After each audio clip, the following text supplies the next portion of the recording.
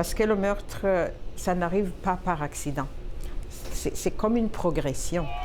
Un drapeau mauve pour souligner le courage des survivantes. Selon l'Ontario Association of Interval and Transition Houses, un réseau d'hébergement pour femmes victimes de violences, au moins 52 féminicides ont été recensés dans la province au cours de la dernière année. L'organisme compile les meurtres de femmes aux mains d'hommes en se basant sur les couvertures médiatiques de ces drames. De ce nombre, au moins 17 femmes auraient été tuées par leur partenaire intime. At least 52 femicides in 52 weeks that we're aware of.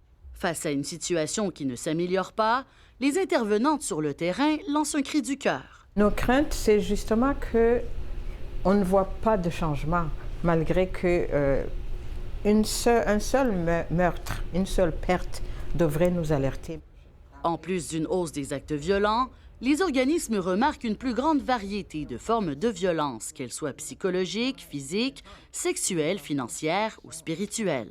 Bien, c'est une énorme frustration. J'irais jusqu'à dire qu'il y a de la colère en moi, puis je pense que ça va être le temps de prendre ma retraite bientôt parce que j'ai l'impression que cette colère-là, je ne peux pas l'évacuer facilement parce qu'on est constamment confronté à des féminicides et des actes de violence envers les femmes. Maisons d'hébergement pleines, personnel fatigué, le financement stable des services est un problème central chez les organismes de lutte contre la violence envers les femmes. Le premier mot qui me vient à l'esprit, c'est une épidémie. Autant en Ontario que partout au Canada, j'ai des craintes par rapport à l'augmentation des féminicides et je vois pas disons, de preuves à l'appui qui indiqueraient que ça va aller mieux. Ces groupes croient ne pas avoir les ressources nécessaires pour venir à bout de la violence envers les femmes, alors que la demande d'aide est grandissante partout en Ontario.